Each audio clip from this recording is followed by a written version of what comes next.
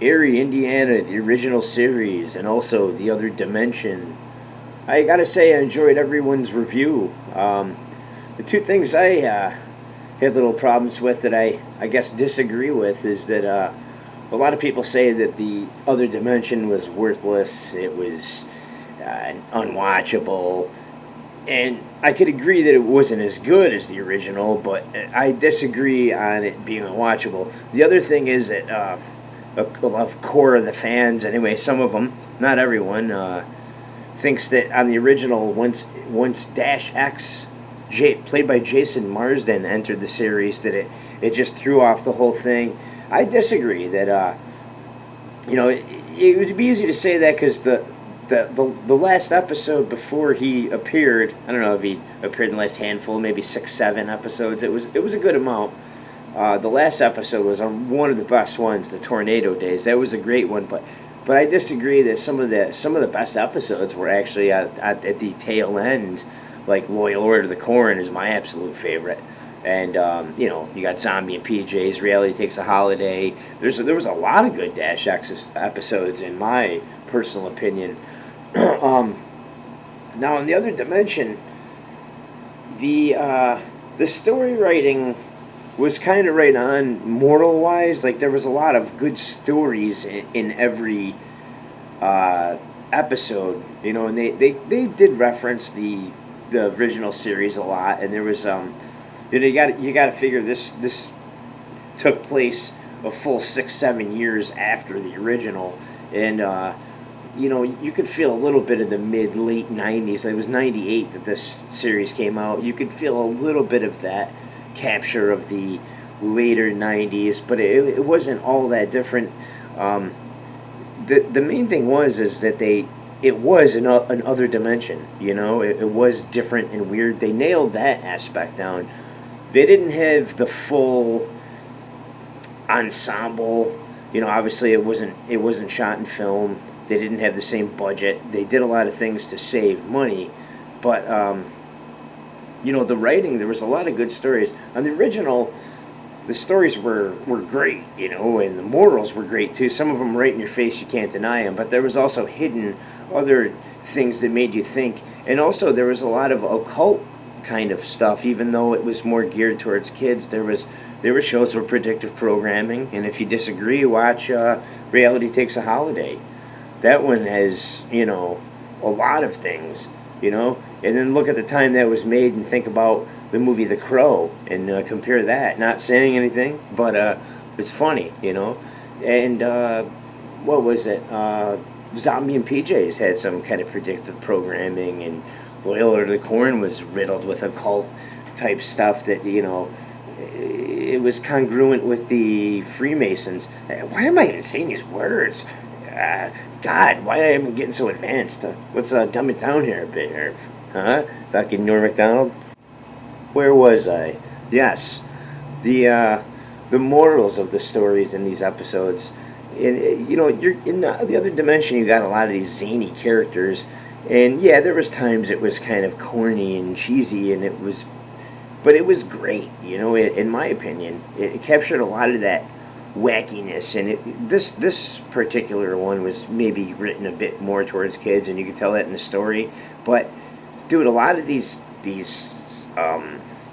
ideas in the show of The Other Dimension would be great lessons for adult these days. Like, man, they although the show, if you're stacking it up to the original, it's never gonna come close. But if you watch it with an open mind, rewatch it maybe, and just think about deeper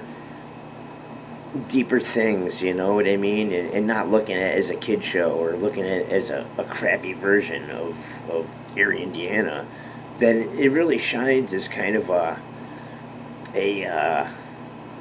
good timepiece, I would say, for the late 90s, in an Eerie, Indiana type way. Now, I watched The Other Dimension more than the other one because I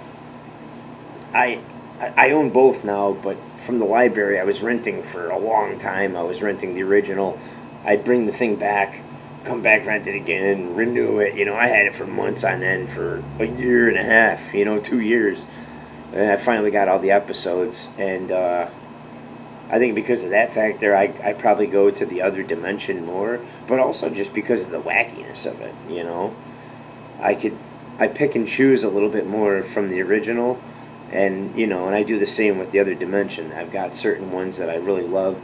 Little Buddy Beep Beep is really one that got me just rewatching over and over, just to try to think and rethink about the messaging they were trying to put through. And I don't know. I think it's a lot higher value than people play it off to be as. Same with the Dash X episodes. And they added John Astin too, I gotta say.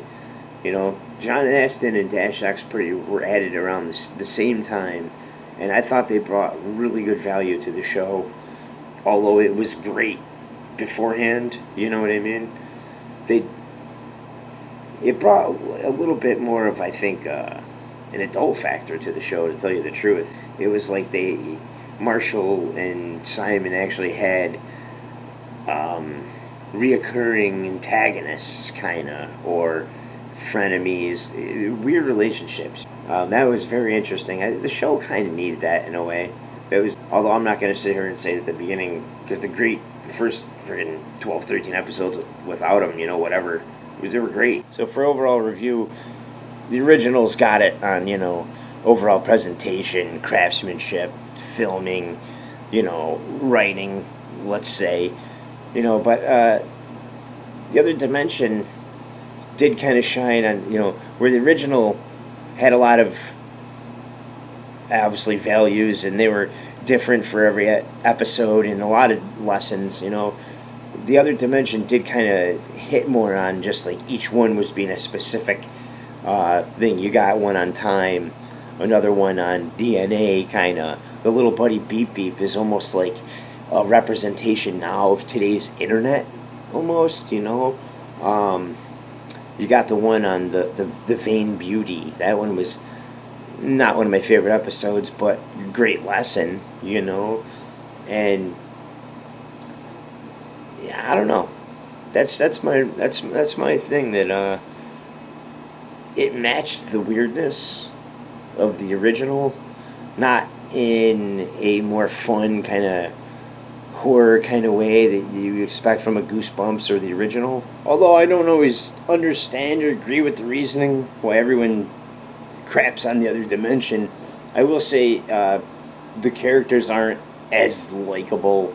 They're a little bit more toned down, and sometimes they come off a tad clunky in some ways, just in the show, that they don't capture like the freedom or the free roam aspect of the characters as much. Like, they're kind of always confined.